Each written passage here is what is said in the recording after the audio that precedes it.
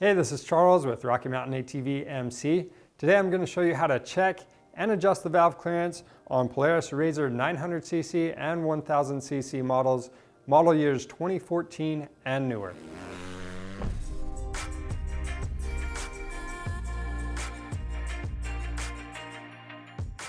The valve adjustment on these motors should be checked periodically, and that's to help prevent future problems. Now, this motor actually came out of a 2014 Polaris RZR 900, and again, this process is going to be similar for 900s and 1000cc models, years 2014 and newer.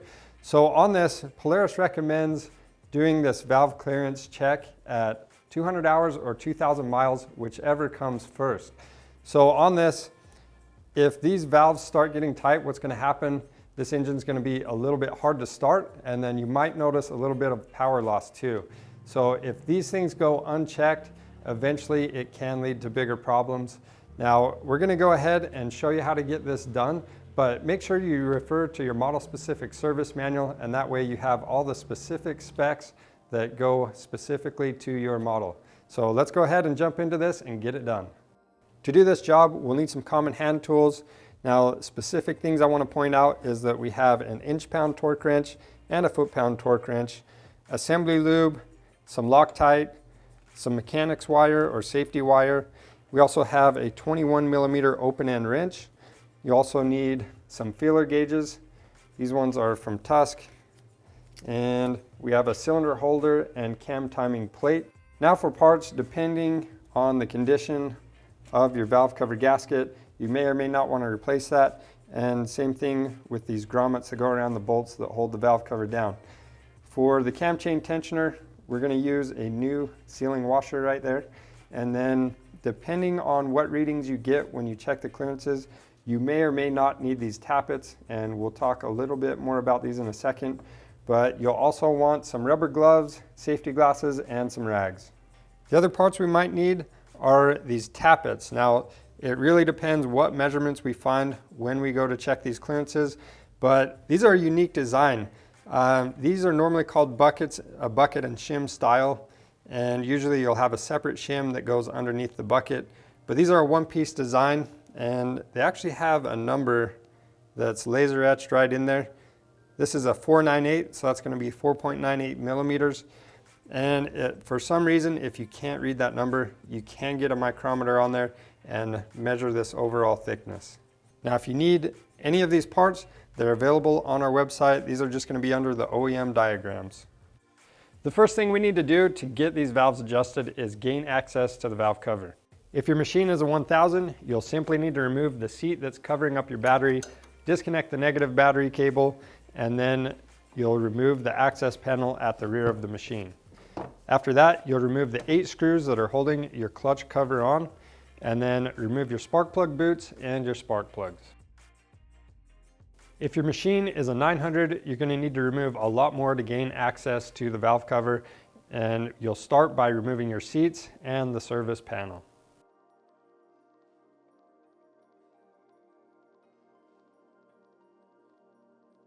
Next, we'll disconnect the negative battery cable. After that, we'll remove the cargo box assembly.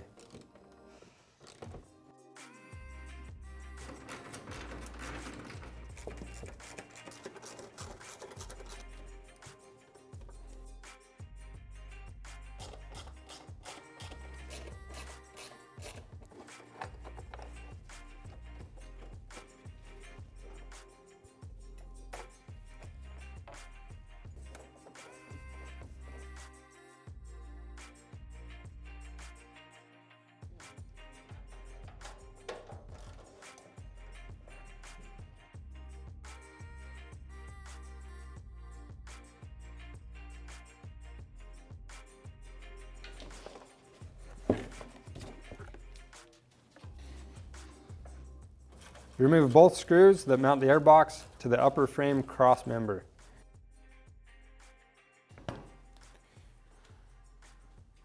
Then we'll remove the clutch cover out of the way, and that's going to give us access to the primary clutch so we can turn the engine over. After that, we'll loosen a hose clamp and remove this air duct. We'll also need to remove the harness and the hoses from the IAC motor and valve.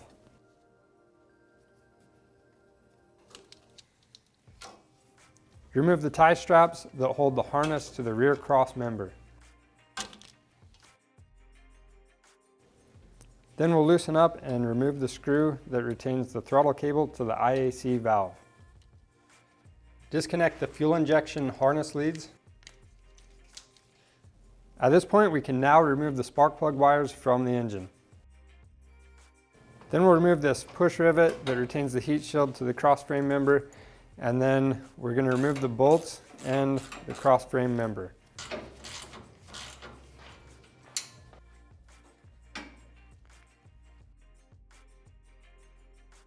Now we already have this motor out because we replaced the pistons on it, but this is going to be the same procedure if your engine is still in the frame. So at this point, we're going to remove the spark plugs.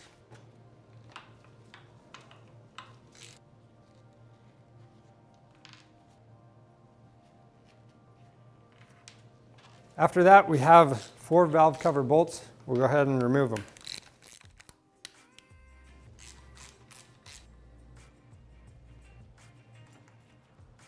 Now we can remove this valve cover. All right, with the valve cover off, you want to take this gasket off as well. And sometimes these are glued in the corners, so just be careful with it right here.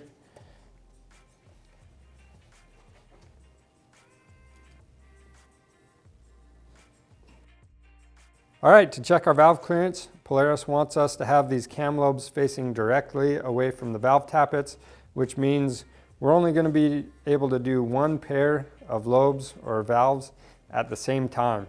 So what we'll do, we'll rotate our primary drive clutch counterclockwise until these lobes are facing directly opposite of the tappets, and then we'll see which feeler gauge fits in there with a slight drag on it.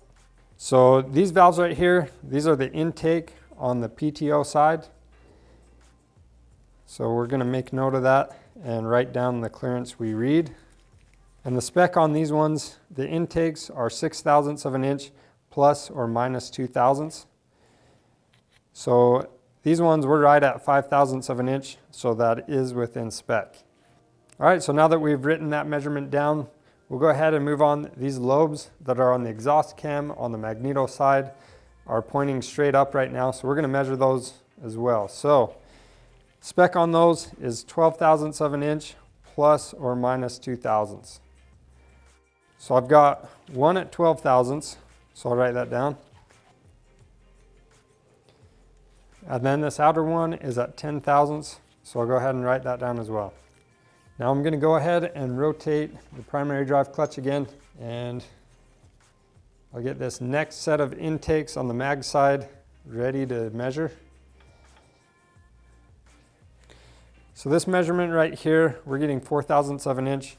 That is within the spec, but it's at the limits, and it's always best to be right in the middle. So the second one in, we actually don't have any clearance right here. So we're going to go ahead and just record zeros for that, and then we'll make the best adjustment we can and remeasure it. And when you're checking these valves, you're going to go until you get one that won't insert with light pressure. And when that happens, then you know the previous feeler gauge is the correct measurement. All right, so these two are both right at 12/1000ths of an inch, so we know we're good. So only one of our valve clearances is really out of specification. If you want, you can adjust these two that are on the tighter side as well. So to change out this bucket, what we're going to do is get the engine at top dead center compression on your primary drive clutch side of the engine. So to get this at top dead center, I'm going to rotate the engine over.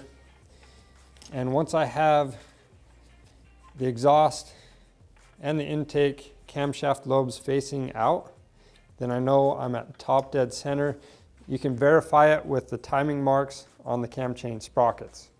And if you're still not sure if something's off, something else you can do, we have that flat blade screwdriver in there. You can go to where it peaks out And that way you can verify that your engine timing is all correct, because your piston will be at top dead center and the timing marks on the cam chain sprockets will line up with the cylinder head. All right, at this point, we're going to remove this cam chain tensioner. And for that, I'm just using a 27mm socket. The next thing we'll do is remove this upper cam chain guide and this camshaft carrier.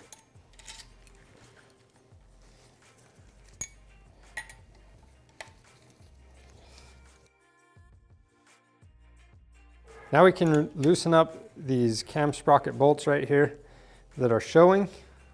I'm going to remove these two all the way out, and then we're going to rotate the engine over so we can get the other two out and remove these sprockets. When you're doing this, be really careful that you don't drop these bolts down into the bottom end.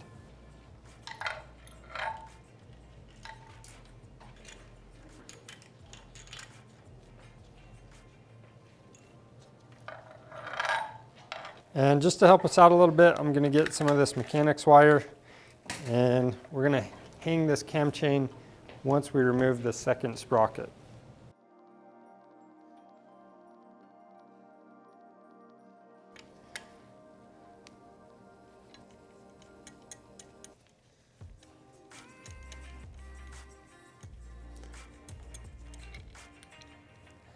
And when you take these camshafts out, you want to make sure you keep these in order. Maybe you can use a paint pen on them and label which one's which.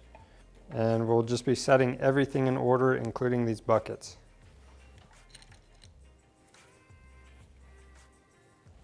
Now we can take our magnet and remove these tappets that we're going to be replacing.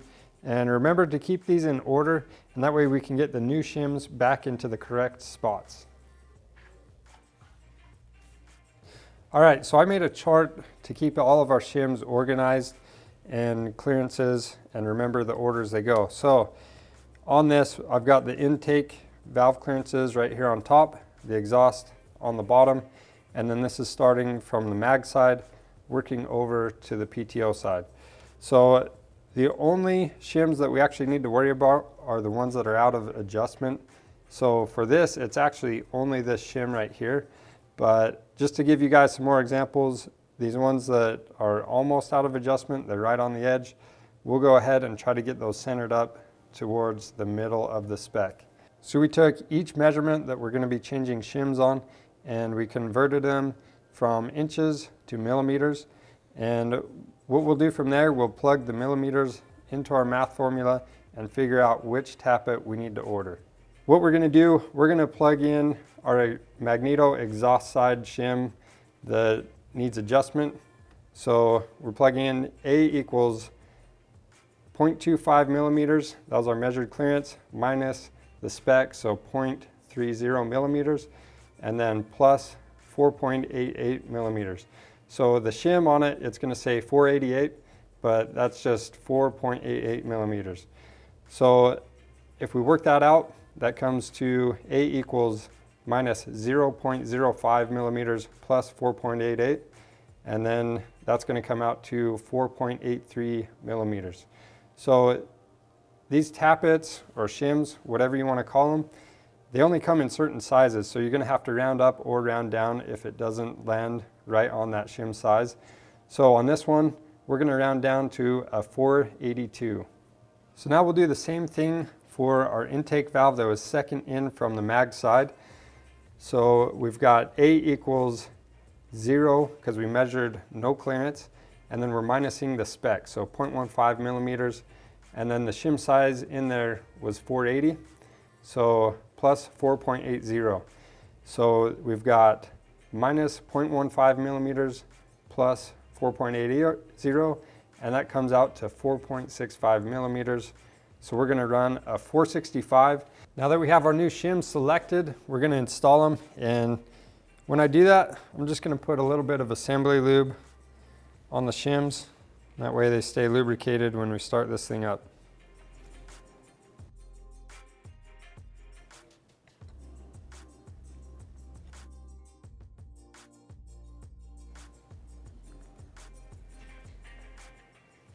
All right, with these shims in place, what we want to do is verify that we have the correct shims now. So before we reinstall the cam sprockets and everything like that, it's a good idea to mount up the cam with the camshaft holders, and then we'll recheck our clearances.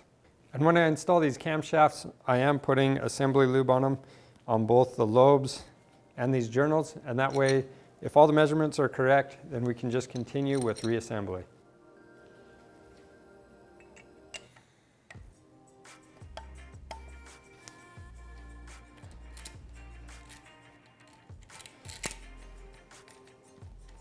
Now I'm going to tighten down all these camshaft carrier bolts in the order and just get them snug at first, and then we'll go back and go through the torquing sequence.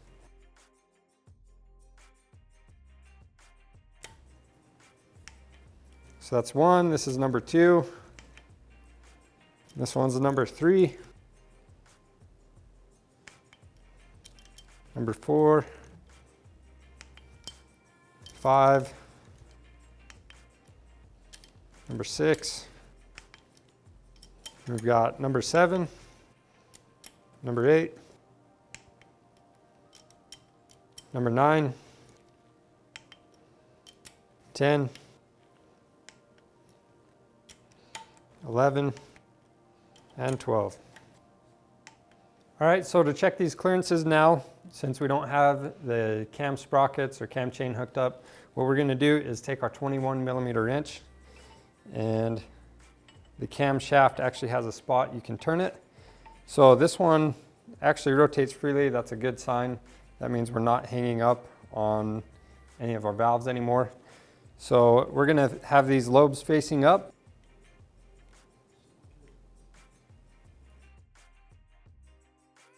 And this valve that had 0 clearance now has 0.006 of an inch or 0.15 millimeters. Now we'll go ahead and check the other 2 valves that we adjusted and make sure they're right where we want them.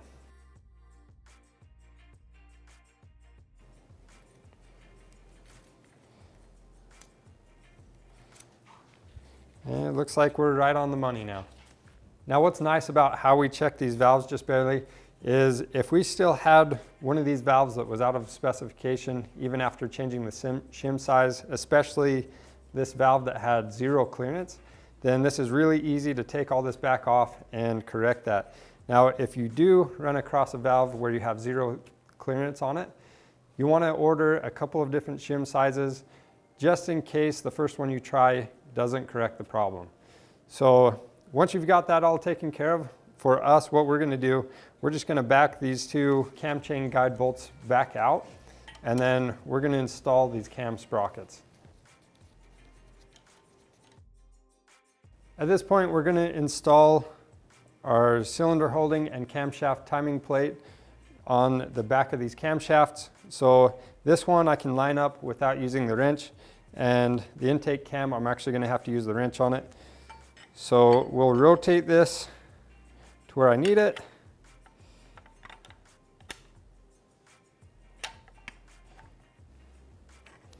And then that's going to hold these camshafts pretty close to where they need to be. And now we can start installing our cam sprockets. We'll start with the top bolt. Now before we install the cam sprockets, we need to make sure that the PTO piston is at top dead center. To do that, I'm going to pull up on our cam chain. That way it doesn't get bound up, and we'll just make sure this is as high as it can go. So it's about peaked out right there. And there is a reference mark on the flywheel if you want to use it. You can actually remove the crankshaft position sensor, and then there's going to be a line right on top if you're looking straight down that hole. So I'm going to hang this cam chain up.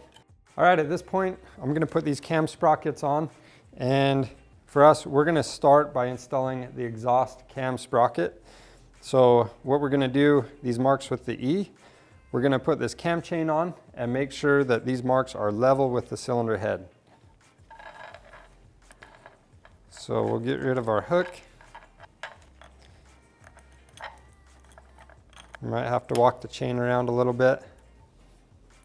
So we're good on the crankshaft and we're good on the cam sprocket. So I've already put some Loctite on this bolt, and I'm going to put it into place, I'm going to snug it down, but I'm not going to torque it yet because we're going to torque it after we have the other bolt installed on the other side.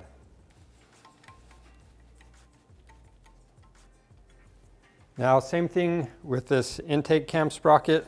We'll make sure that the eyes, this line right here, is level with the cylinder head.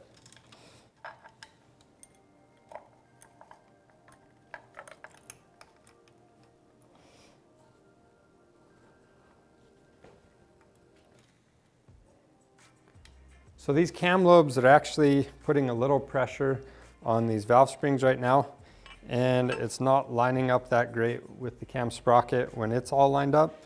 So what I'm going to do is put my wrench on there, and that's going to let this bolt go into place smoothly.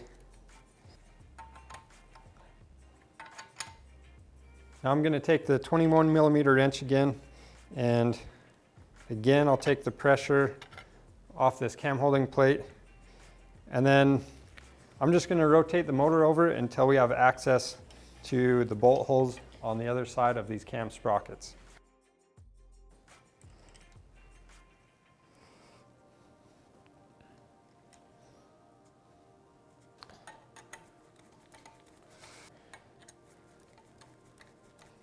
And the torque on these bolts is 14 foot-pounds.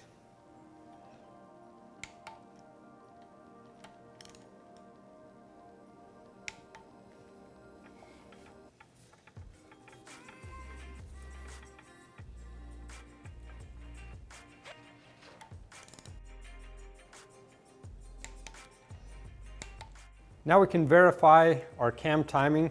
We want to make sure, again, the eyes, the lines by them are level with the cylinder head, and same thing with the E's. And then we also want to make sure that our mark on the flywheel is in the center of that crankshaft position sensor hole. So now that we've verified our cam timing, I'm going to put this upper cam chain guide back into place, and I'm going to torque these two bolts down, but I'm going to go through the sequence one more time just to verify everything's correct, just because we did take these out.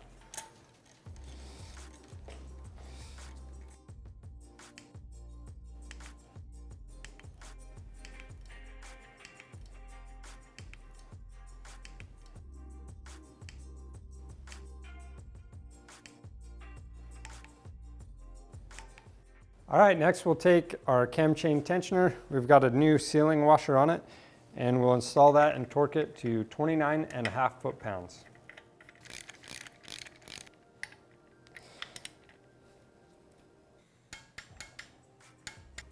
Now we can throw this valve cover gasket on. Sometimes these valve covers can leak right here in the corners, so we're just going to put a light amount of Moto-Seal right in those corners, just so we don't have any issues. Next, we'll lay this valve cover gasket into place, and we'll install the valve cover and the spark plugs.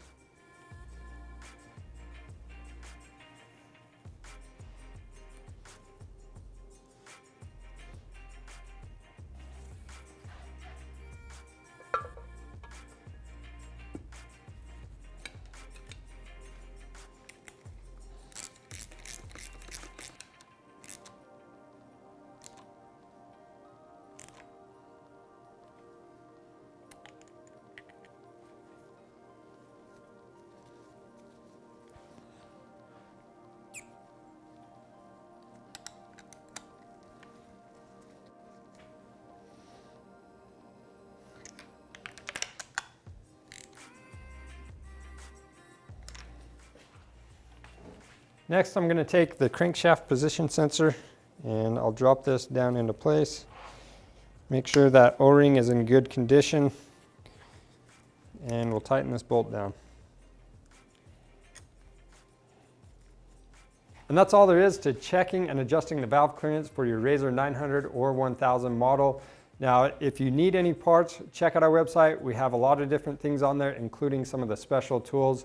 And for more helpful content, subscribe to our YouTube channel. Thanks for watching.